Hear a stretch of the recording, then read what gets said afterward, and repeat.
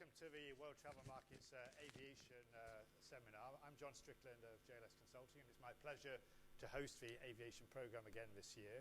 Good to see that many of you have managed to get here despite this morning's travel problems with the DLR, and we're hoping to have a good session for you. We've got a great panel of experts from the industry, as usual, to talk about all the challenges the industry's faced. Every year is different. The landscape is quite different to what it was 12 months ago when we all met here then. Today we're going to start off, interestingly, with some new research which has been done by Inc. Is it Inc. Publishing you called it? Inc. And we have Inc.'s Director of Research here, Kevin Miller, to run through that, looking at passenger trends, looking across different global regions, different airline business models. Kevin's going to take us through this information and this research, and then we're going to use that as a starting point for our panel debate. We've got an hour available to us, possibly a few minutes more, depending on how things go. And we'll certainly welcome your participation as we go on a bit later in the session with some questions from the floor. So enjoy the session, and we'll talk to you again in a few minutes. So I'm going to hand the floor straight to you, Kevin, for the passenger research.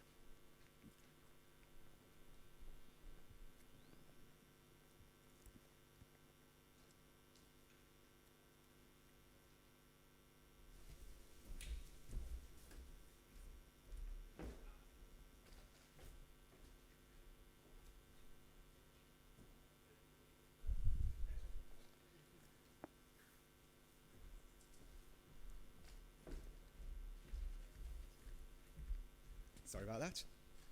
It works as well. Right.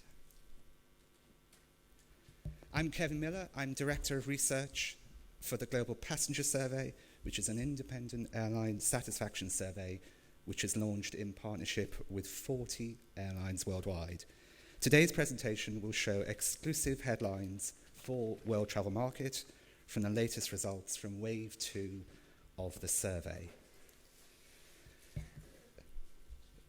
In introduction, the Global Passenger Survey, as I said, launched in 2014, is currently with 110,000 respondents, and this survey is an independent survey hosted and analysed by the research agency VOAC and sponsored by Inc., who are the world's leading travel media company. There's a lot of data to look at, so I'll be quite quick moving through the slides, but just to touch on the methodology, it's a web survey, and the survey link is placed by the airlines themselves on their own digital platforms, which can be travel documents, FFP, newsletters, social media, or even printed in the in-flight magazine. Passengers' responses are confidentially collated and analysed by the research agency. The questionnaire covers a range of topics, including satisfaction, which we're going to look at today, travel habits, ancillary product consumption, and in-flight entertainment and media. The survey is a standardised survey across all airlines, and this allows benchmarking for each airline against regional averages, and it's the aggregated reports and results that we will see today in this presentation.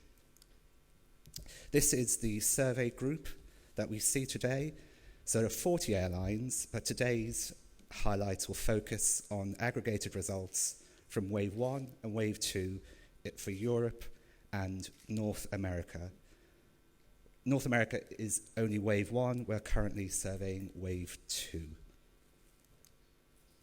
So today we're going to look at 4 topics which we will discuss in the panel. The most important is passenger experience, which focuses on the performance of each airline against satisfaction and rebooking factors. Then we'll look at digital assets and how these are being used by airline passengers. And then a key area is the whole low-cost, long-haul phenomenon.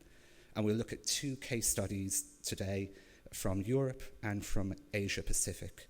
And then finally, the role of travel media and how it's key in driving ticket sales, rebooking, and as a brand extension of the airline. So moving swiftly to satisfaction. If we look at Europe, this is the full service results aggregated. Passengers were asked to score a satisfaction for their airline on a 5-point scale, and what we see here are the positive results. against a fairly standard range of operative metrics. If you just look along there, you would see things from punctuality to courtesy, lots of service factors, looking at the media and looking at the digital assets of the airline.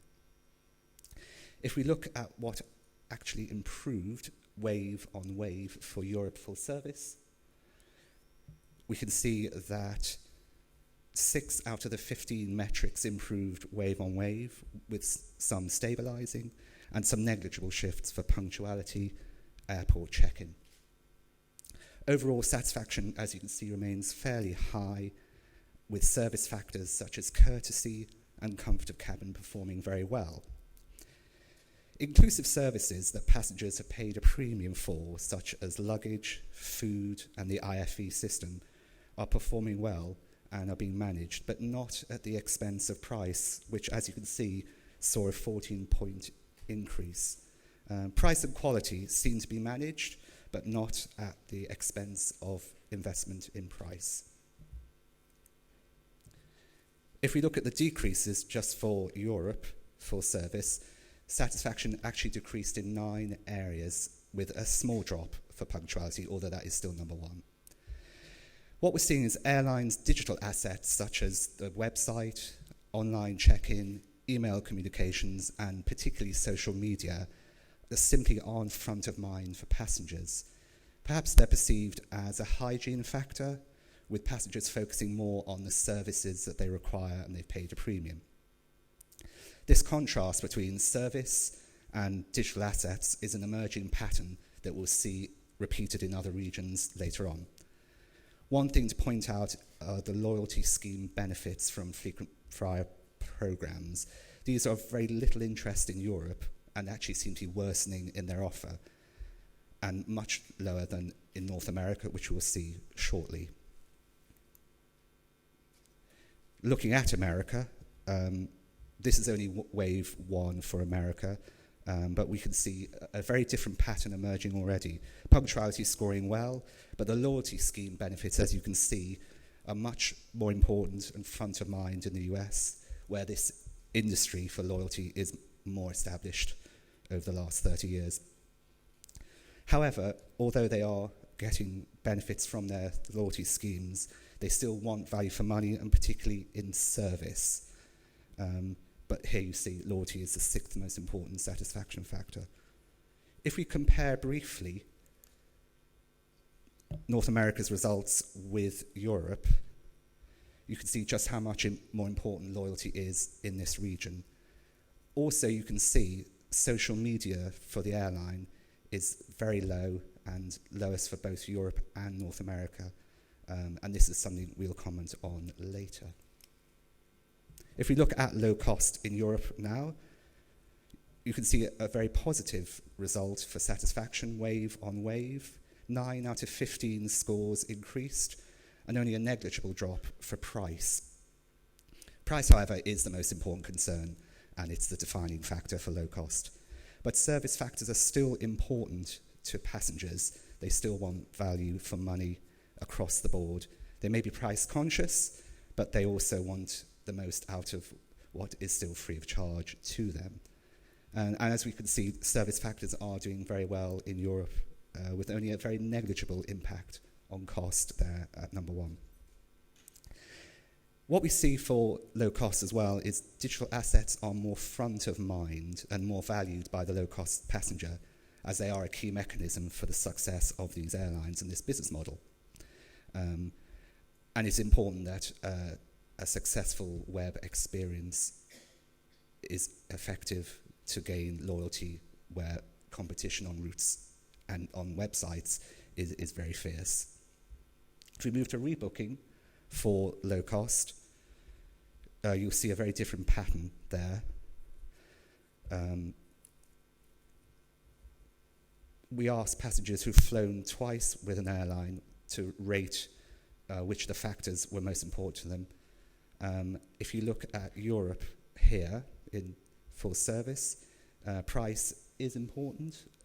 Price and punctuality are normally number 1, number 2, but again, service factors are pushing through and are still very key to the full service carrier. Again, digital assets are less front of mind for full service, even site usability.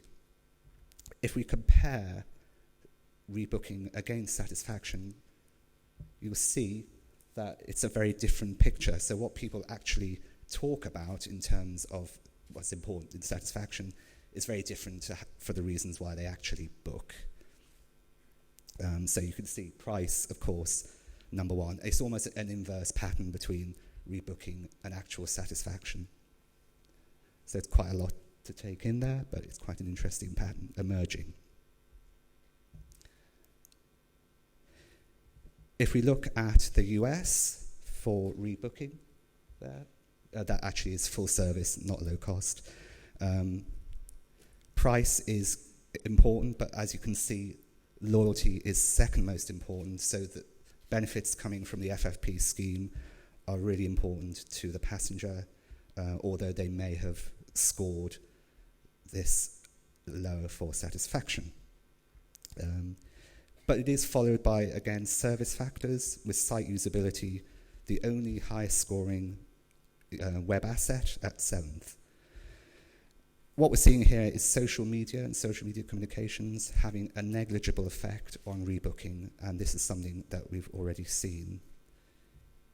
If we compare the US's rebooking factors with their satisfaction, again, you see this pattern quite different to what people will talk about in terms of satisfaction, but what actually makes them book.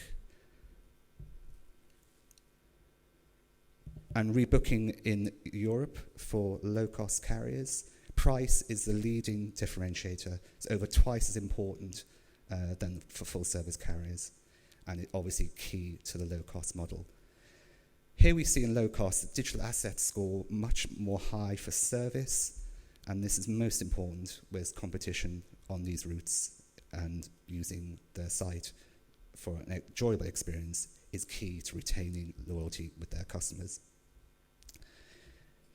So moving on to how mobile usage affects booking. This is quite a complex slide, but it just really shows how mobile usage is used in full service Europe, full service North America, and low cost. Low cost carriers' usage of apps has, despite the increase in their digital properties, is lower than in full service carriers, both in Europe and North America. Partly because I think a lot of low-cost carriers have come into the mobile market later than full service, but not a great take-up. Presently, this well may change with further investment. Now, if we move to the topic that I think is probably of most interest to our panel, which is the low-cost long-haul phenomenon. So this is low-cost carriers flying transatlantically or across continents with a low-cost paid-for model. If we look at a single European low-cost carrier here and how it performs against the Europe aggregated results we saw earlier, what we see is a nearly overall positive trend, which highlighted there in green. Again, after price, service factors are the metrics that passengers are most concerned and are front of mind. What we see is the perception, perhaps, of a full-service experience on long-haul low-cost seems largely to be fulfilled by this particular airline in Europe. Services, however, that are paid for, such as the IFE and food, are, not surprisingly, perhaps saw less satisfaction for being paid for, perhaps. And if we briefly look at rebooking, it's clearly price was the main factor here, though not important perhaps as a low-cost carrier. Service factors are a consideration seem to be successfully fulfilled, but ultimately passengers are looking for long-haul value. This does raise the question of how full-service carriers can maintain a competitive edge in Europe against this new model that's emerging. If we briefly just look at the Asian market and look at the Asian low-cost example we have here, low-cost long-haul, overall we could see quite a negative result. Performance was largely lower than even the Asian low-cost average aggregated results, with price particularly a concern. And again, if we look at rebooking for long-haul low-cost, price is far above the average for these airlines, indicating it was largely this reason for booking, with perhaps little expectation of any added value. With the majority of normal low-cost carriers in Asia Pacific particularly offering long-haul international routes and competition fierce for these intercontinental routes, it's not clear from these results that there is actually a recognisable model or any standout for a hybrid offering in this region. Finally, if we move to the role travel media plays in airline sales, what I'm showing here is a question that passengers were asked. Where do you look for airline tickets? And have you booked an airline ticket from this media platform? What we see nearly in all regions, digital boarding pass documents see a very high booking rate, sometimes higher than non-traditional social media for the airline. In low-cost Europe, boarding pass documents were second only to booking sites, with in-flight magazines seeing a high rate, higher than all traditional display media, and a research level equal to that of social media and recommendation. And in North America, boarding pass sales was second only again to airline and group booking sites, followed by the in-flight magazine for researching and ticket sales. Again, what we see is social media lagging behind, and also social media, as we saw earlier, of little impact for rebooking. We also see some statements we asked about travel media, particularly in-flight magazines, and we can see there's a lot here to look at, but if we look perhaps at the top results, 56% of readers say they learn about the airline from the magazine, 72% learn about the airline's routes and destinations. What we learned here is that the in-flight magazine is very much a marketing tool for airlines and a brand extension, and also a very successful booking platform in terms of information. So in summary, if we look at satisfaction rebooking, we can see full service in Europe slightly decreasing, but in Europe for low cost increasing. North America on the whole very high. What we also see is full service carriers prioritize service, but this isn't to say that low cost carriers ignore it. They expect service and price, particularly if it's an inclusive service that they still get with their ticket. North America, we saw, is driven by a loyalty industry, which is very established there. But as I said earlier, social media has little or no effect on rebooking across all regions.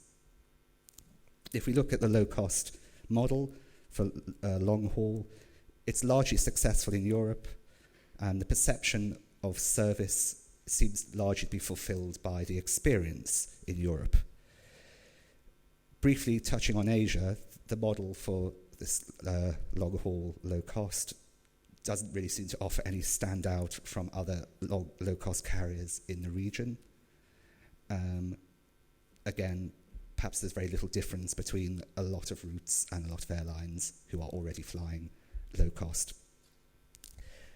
Touching again on airlines media, it continues to be valued, at least in perception, by the passengers and seen as very important and a cherished part of their in-flight experience, with surprisingly high ticket sales driven from boarding passes and digital travel documents.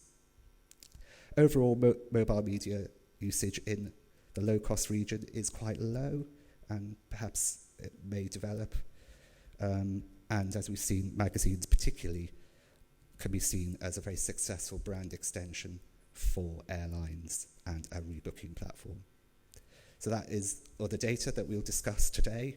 There's quite a lot of it, but I'm sure we'll touch on it in a minute. Okay. Great, thanks very much, Kevin. Very interesting. A lot of data to get through in a short amount of time, so appreciate the way you were able to summarize that. I realized that what I forgot to do at the beginning, I said we had a great panel of experts, and I didn't introduce anybody else. So I would like to introduce the other three gentlemen next to me. First of all, we have Raphael Schwartzman, who is VP Europe for IATA, of course, the global industry body. So welcome to London, Raphael, to the World Travel Market. Next to Nat, and I think next to Raphael, we have Nat Piper, who is Senior Vice President Europe, Middle East and Africa. And Nat, you're new to the role. You're new to coming over here in Europe, I believe, based in Paris, and you made your way across here to London yesterday. So welcome to the World Travel Market, and look forward to speaking to you about Delta. Sorry? Sorry, Delta. Delta Airlines. Apologies for that. Yes, Delta Airlines, a major. It's what my business card says anyway. We'll see after this. Yeah, and next to Nat, we have Helgi Bjorkvinson, who is Senior Vice President Marketing and Sales for Iceland Air. So we have European representation of an industry body with IATA and two carriers who focus a lot on the North Atlantic market, which was covered by Kevin's research. So I'll come back to the panel first of all. Raphael, from an industry point of view in Europe, were there any surprises in that research? Did it resonate with you in terms of what you would see from your members?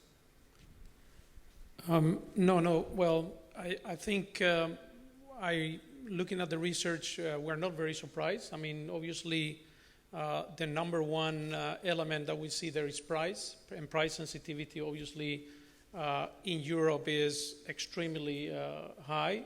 I mean, especially when we have, when we, in the 90s, when we deregulated the market, and everything, that has created a high degree of competition, and obviously there is a service standard that is assumed that is there.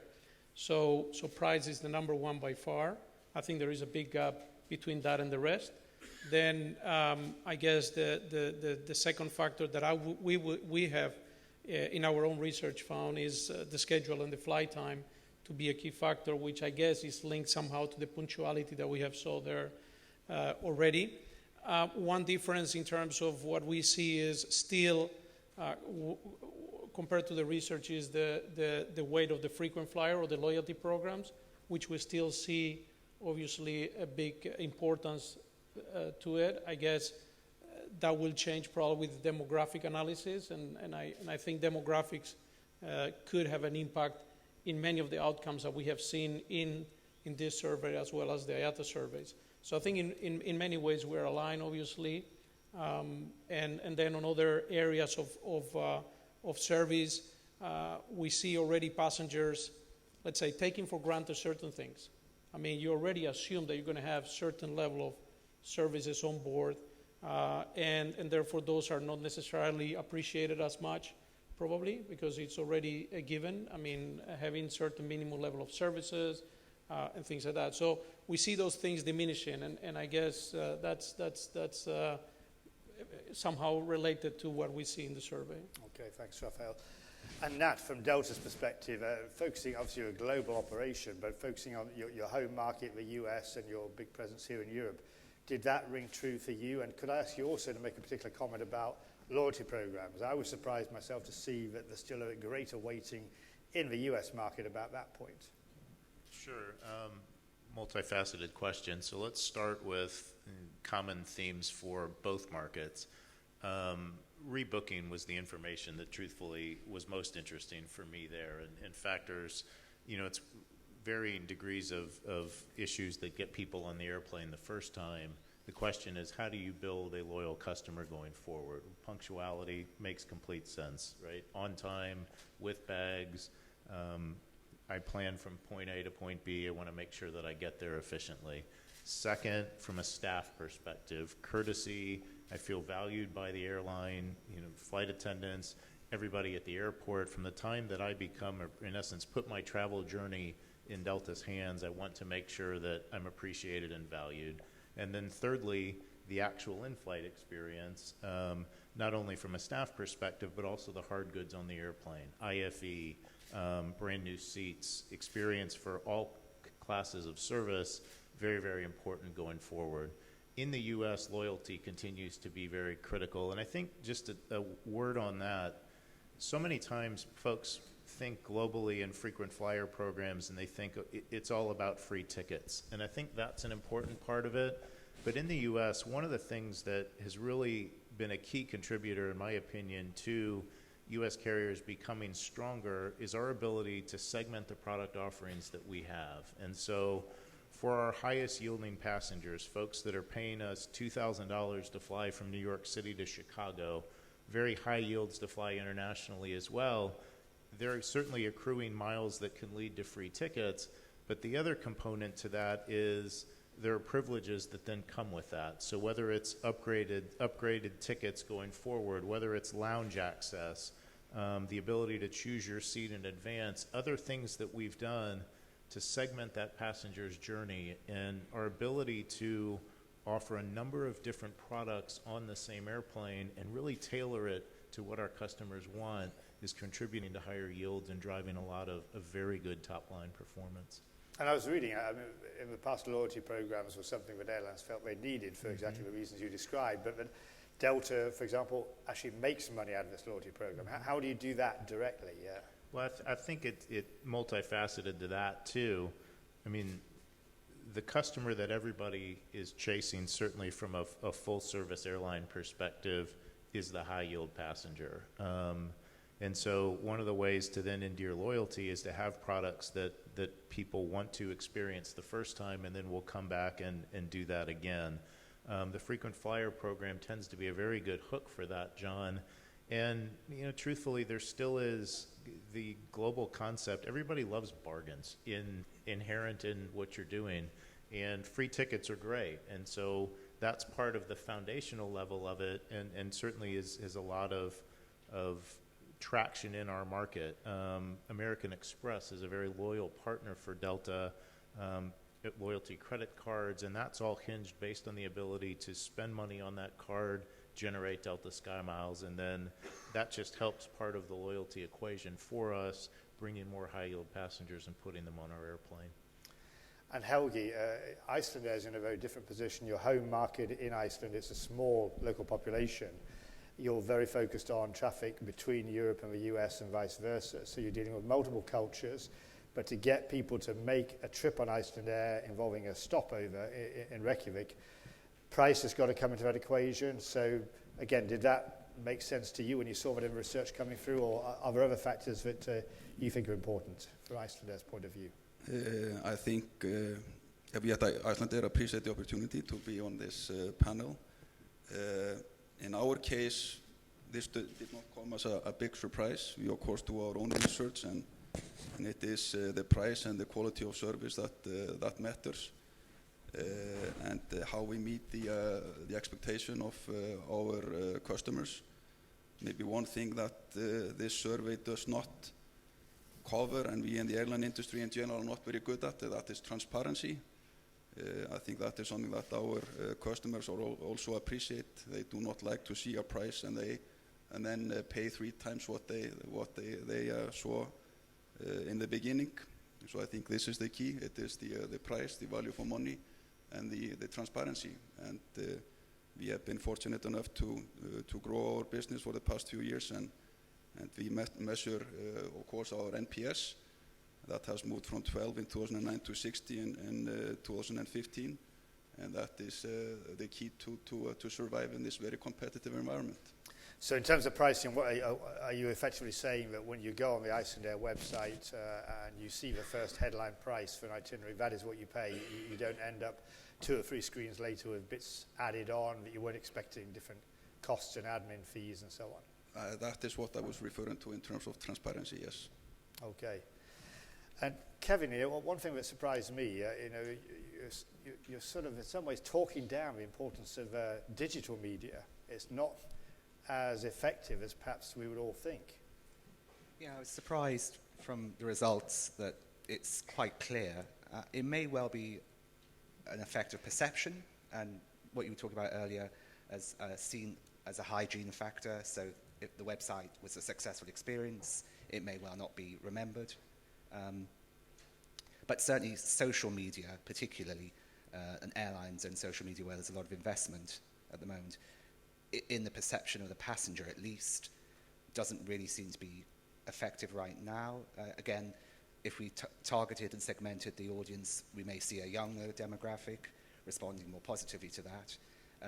In terms of perhaps the more senior business passenger, that may be the case of what we see here, that social media is simply not key to their experience and indeed their rebooking.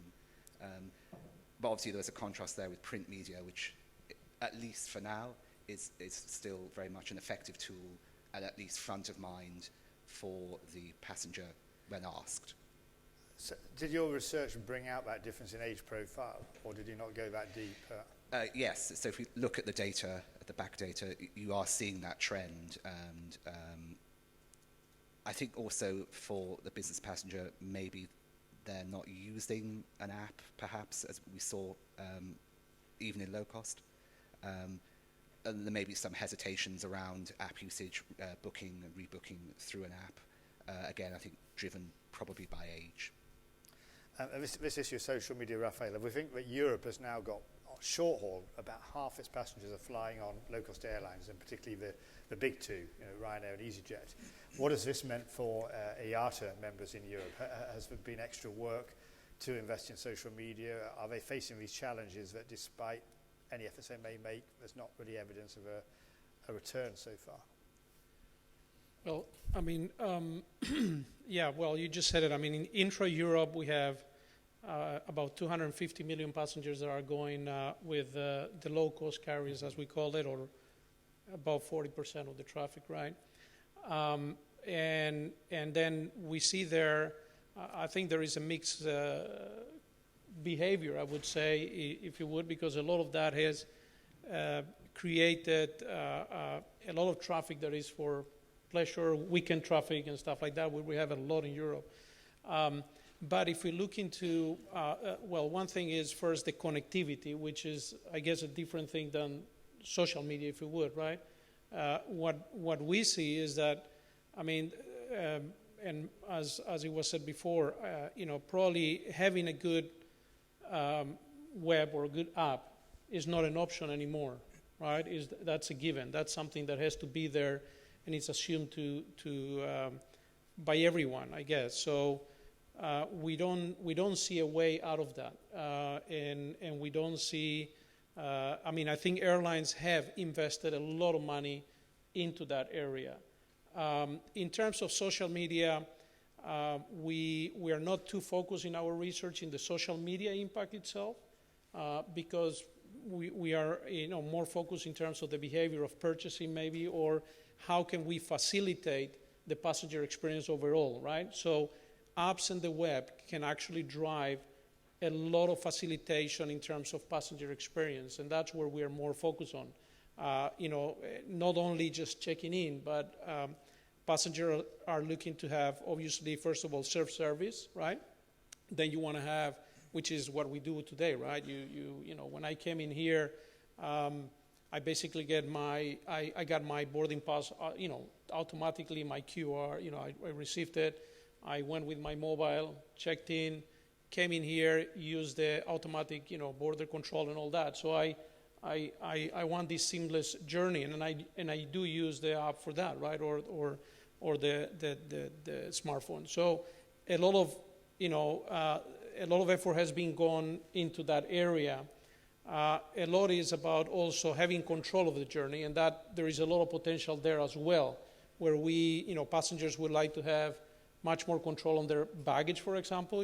Am I able to get information, or even flight rebooking information, or everything that is linked to your journey, and even going farther, what passengers are looking at is how to get more information of the whole journey, which does not only include the airlines, but includes airports, or it might include your hotel, or it might be your taxi, so if you're delayed, everything has been kind of arranged based on your already book things. But we are not interconnected as well to be able to do that. So again, the social media aspect of it, I cannot comment a lot on that, but definitely the need for quality connectivity, web apps, and interconnectivity between the information that we have today across the value chain, it is one of the most critical things that we see. Well, it seems that for your members, what you're saying is that this convenience factor is important. We all want the hassle-free travel experience, but they maybe not the same engagement on social media yet. With low-cost carriers, if I understood you right, Kevin, the low-cost carriers are much more active in social media, but if I'm not mistaken, Ryanair, for example, at the moment, you can't yet, I think they're about to change it, you can't yet do a boarding card online. I know you can for EasyJet. So there's a bit of a split between the social elements and the business convenience. Yeah, I think the low-cost carriers, certainly in Europe, have come to that market in terms of app usage later, but social media sooner. So there is as you say, there's a slight difference in the results there. And Helge, what's your take on this? Because Iceland as a country is known for being way up there, adopting all the new technology. It's not your biggest source of traffic, but from that perspective, how do you see it across the markets that you're acting in? I think in general, if we are going to be in this industry, it's not a question if, but how and how much you're going to invest in digital.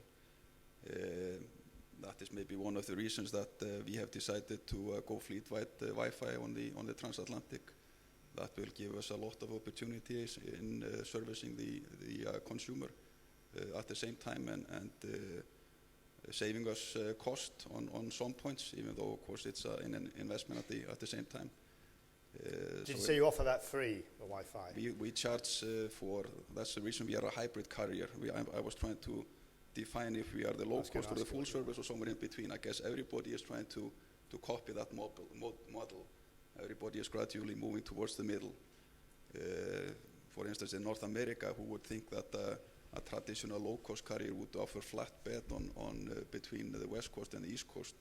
Is that a low-cost or a hybrid or a full service? At the same time, a lot of the legacy carriers, particularly in Europe, introducing light fares that they are charging for luggage. So I think in general, the business is all moving towards the middle. Mm-hmm. And Nat, digital in your market and social media, you've got a big age range of customers, I would guess. John, I think so, and just to not deflect that the full service carrier doesn't have important resources allocated to the web experience, but it really boils down to common sense. So it is, I agree with my colleagues here that it's become a mandatory facet for passengers to be able to get information. And for the demographics we talked a little bit earlier, for my 14-year-old daughter, all she wants to do is go on the website or on the app, on her phone, and here's what gate we're going out of. Here are the 3 restaurants within walking distance. Here's the shop that I can go buy headphones, and will you give me money so I can go do that? But it's a mandatory piece of that travel experience. But from our perspective, there are 2 really good business reasons to invest in that as well. Number one, it's a tremendous channel to endear brand loyalty, not only to provide information about your company and the products you offer and where you fly and what those experiences could be, but traditional research will show you that you generate some of your strongest brand loyalty rectifying situations in which you screw up. Now look, we don't strive to screw up in any situation at all, but flights get delayed, we lose bags, common knowledge, but if we can recover and provide that information seamlessly and quickly to passengers that realize, yeah, they did screw up, they acknowledged it, they apologized for it, and that information is easy for me to get, data will tell you that you've now generated somebody that's going to come back and book you again. The second reason that it's important to invest there is truthfully, there is no more efficient booking channel for us economically than directly on our website. Whether it's a fee function, the traditional travel agent model, there's nothing more efficient for us than for folks that book directly on delta.com or through our app via phones and other things. And so that kind of gives you the math to drive and continue to invest there as well. Let's just stick with you a moment, Nat. Delta's been through quite a journey. I was just talking to you before we came in. Your last quarterly financial results had a record-breaking profit margin. The business is solidly profitable as it has been for the last few years. Yet if we'd been sitting here maybe even as little as 5 years ago, Europeans might have been talking about US carriers as being, no hope, basket cases. But Delta has really led the way. It merged with Northwest Airlines some years back. Yet we hear subjective comment, US media, customers not been happy about the kind of things which Kevin's survey showed, punctuality, pricing and so on. But you call yourselves the on-time machine. You're getting this profitability, where customers are giving you the fares to a degree willingly because you're competing. Just give us a bit of a flavour how that's happened against the image we might have of US carriers. Well, first of all, your commentary, I've been in the industry and with Northwest, now Delta, for 18 years. So everybody knows that this is a cyclical business, and many years of rubbing nickels together in the finance department, wondering how we were going to get to the next quarter. So truly, this is a time of an up cycle for U.S. carriers. Personal aside, Delta's third quarter was incredibly successful. We made more money in that quarter than several times in my past. The airline by whom I was employed was not worth that much money from an equity perspective. So it's sobering, and there are a lot of us that have very long memories for this business. And if you're in it long enough, it just that's part of the show. I think from Delta's perspective, a couple of moments come to mind. Certainly the merger in 2008 and 2009 with Northwest gave us scale. And part of any industry and economics, fragmentation is very difficult. And so generating scale helps one start to get better returns on fixed assets and gives you a platform to at least potentially be successful. And I was in a presentation earlier today in a Visit USA place where they talked and showed consolidation and how it's come, as most of you are familiar, from a very fragmented industry to basically three big network carriers and one big low-cost or hybrid carrier. So I think that was piece number one. Piece number two was in 2009 as we were going through integration and cash was tight because had to merge systems, had to do a lot of different things, had way too many airplanes of different places, and the senior team had leadership to say and had a vision, the only way we're going to break this model is if we can become a carrier of choice. We need to be able to make investments in products so that we are competitive with global carriers flying internationally. We offer flatbed seats and video in every seat and make investments. My background is primarily finance, as you know, John, and as we talked about earlier, I'm sitting there in 2010 thinking, this is all great and aspirational. There is no way we're going to generate returns on this because the U.S. carrier experience had never seen investment in product actually be then rewarded and have people want to pay that extra yield to fly on your airplanes. And so fast forward 5 years, we've reinvigorated our entire international fleet with flatbed seats in every business class airplane we fly, video in tremendous customer amenities in all classes of service, and it really has spooled. Now, oil then has come and give us another windfall to both continue investing in our product as well as shore up our financial situation going forward. And so, Delta as a U.S. carrier is one rung from being an investment grade rated company in the U.S., which airlines and investment grade never were used in the same sentence. And so I gain comfort for when that inevitable down cycle comes, we're in much better stead to be able to survive that and continue to be an airline of choice that passengers are going to want to book and fly. What marks out, I think you were the first integration of this consolidation process, Northwest and Delta. Mm-hmm. But what marks that out for being so successful? If we look at American is maybe a bit too recent, mm-hmm. Still in the relatively early stages of digesting US Airways. Mm-hmm. United and Continental is much further down the line, but all we see is headlines about problems, computer systems not working, punctuality issues, never mind getting through CEOs at a fair pace recently.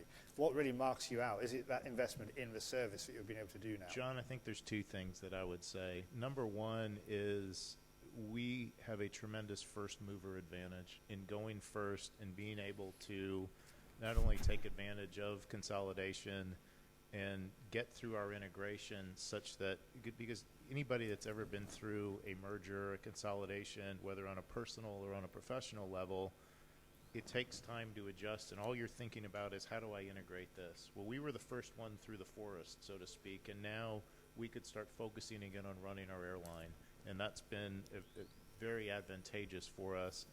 And then I think second, and investing in our product and all the other things that come with that. Don't have to worry about having cash reserved for the integration hiccups that usually come. And then I think secondly, something that we think is unique at Delta, any airline can go buy the latest and greatest airplane. Any airline can go invest in flatbed products that can be matched by someone else. But the thing that we think is unique at Delta, and our customer scores show it, is really the staff and the corporate culture that we have. We saw in both the EU renewal booking from a U.S. perspective as well, friendliness, courteousness of staff, loyalty from our employees as well. And that's something that we think makes Delta unique, and we see that in a lot of the qualitative data and research that we do on board. Thanks, Nat. Kevin, I mean, one thing that didn't come out of a survey, nobody said they chose an airline because of a type of aircraft, or whether an aircraft was new or old, or latest technology or old technology. No, that wasn't one of the metrics at all. If I could return to the idea of courtesy that you mentioned, I was surprised through the survey how important that is, certainly in perception. I mean, I think myself, I've probably never booked a plane because of the courtesy, but I'm contradicted by the results you see. It's third, fourth, right. Be it low cost, be it Europe, in Asia, you didn't see here, it's even higher. And it's something which is a real factor, something that the passengers already are thinking about. I think equally to it, and it depends on how you phrase how the question is phrased. But think about your personal experiences in any facet, whether it's travel or not. You may not book because think of courtesy of staff, but we can all remember personal experiences where you've had a bad interaction with staff. And so it's kind of the anti-rebooking, so to speak, that would rate there. I think statistically, if you have a bad experience, that will be a handful of people, and probably once. I think for it to really affect data at this level, it'd have to be pretty bad, and a lot of it, a lot of the time, to actually impact on results. People are having a good experience with courtesy, and they really seem to value it as a real asset almost for the airline. Just want to bring Raphael back in here. Only in the last week, IATA announced some of its own research, and it relates very much to what we're talking about there about developing profitability. You found that passenger happiness wasn't obviously correlated with airline profitability. Tell us more. Yeah. Well, yes, that is true. I think the surveys that we have done obviously didn't find a strong correlation between passenger happiness and airline profitability, right? Which I guess it has to do. I was thinking, I have a good friend, a good airline a good performing airline CEO, who said, that everything we do has to be linked to cost, speed to market, and quality of products. If we get any of those partially right, not all of them right, then you are off, right? You will be having trouble. So I would say it is not enough just to get, courtesy being great. You have to get all the other things right to be able to satisfy the customer in a way. I guess they're all linked, if you would, into efficiency. They're all linked to building brand, because at the end, this is a lot about building the brand itself, and one of the things I think that the North American carriers have is, with the consolidation, they have also been able to not only drive efficiency, but they've been able to build strong brands, right? And that's also, I think, helps a lot. And I, on the reflecting on that as well, when we talk about again, equipment or people being, linked, buying the best equipment, is not just the solution, right? Because it's obviously that the results are there. Everybody has access to this great equipment anyway. So it is getting the balance right. And I think when you see that, you see the profitability. Obviously, the other factors that do hinder profitability, and especially in the European context, for example, which is much different than the North American one, where we see the fragmentation in the European market, and not just fragmentation on the airlines. We have fragmentation everywhere in Europe, right, on the skies. We still have fragmented skies. I mean, we move around Europe without any, with freedom of movements. We cannot move in the air with freedom of movement. So that obviously... Because the air traffic controls run by different countries, not necessarily in the most efficient geographic sense. Exactly. We do still have borders in the air, not necessarily on the ground. So when we move around, we have, let's say, we don't have the most efficient infrastructure, right? So we are duplicating or even more in terms of infrastructure needed to make efficient flights, which means that it drives higher costs, which means then that we cannot provide the best service, and it's also not environmentally friendly, which, by the way, in Europe and North America, it's quite an important thing. I mean, we have to be environmentally friendly or sustainable. So, in general, it is not, as you said, just linked to the happiness coefficient, if you would.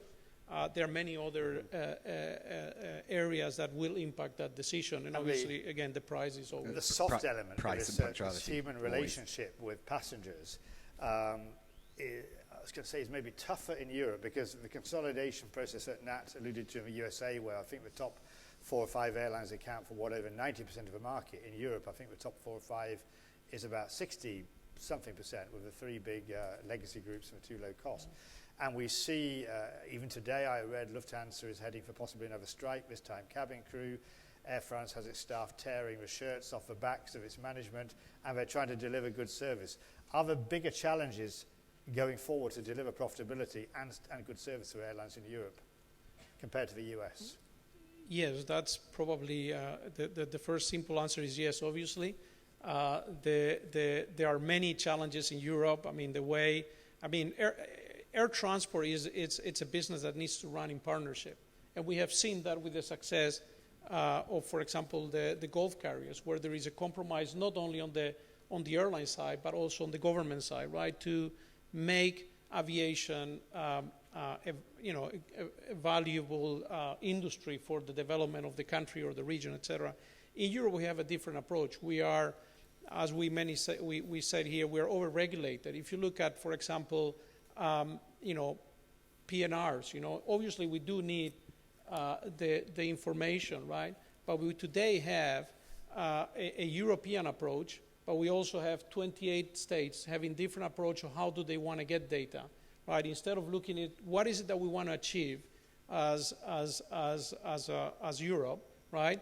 What are the standards there, and so you kind of work backwards to get that there. Mm-hmm. That's only one example of how interdependent is the industry of many other stakeholders around the value chain that need to work together. So in Europe, we do have a situation where we just spoke about the air traffic management system. I just mentioned the example of the PNR, the information that is necessary, but it's not necessarily done in an EU kind of way. So it's not using the EU standard, but is kind of every government is driving its own standard.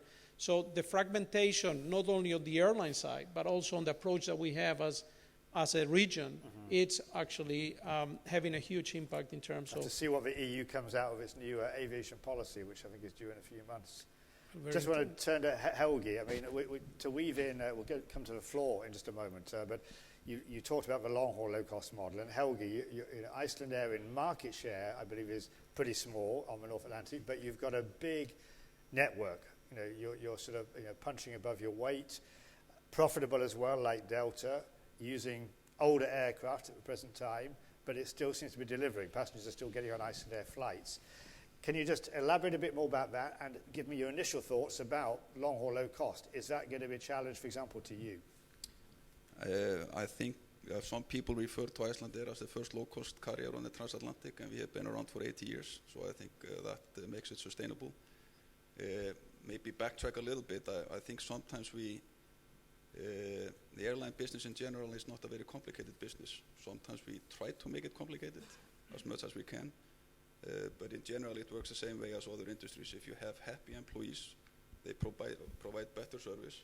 Better service improves your NPS score, and the better NPS scores improves your profitability. So it is not a very complicated formula. Yes, even though we have been doubling our market share on the transatlantic for the past few years, we have less than 2%, and I believe you are probably 40 or 50 times bigger than Iceland there, but that also makes a lot of opportunities for us to grow further. You also mentioned before that this business is quite cyclical, and this is also what we have seen historically. As soon as airlines see green figures, you get massive capacity into the market and everybody starts losing again. I think hopefully we are smarter today than in the past, and I think the key is also to make sure that our owners and investors get return on their investment. And for some reason also in the airline industry, people seem to think that as soon as the airlines start earning money, they are criminals. It is not like that.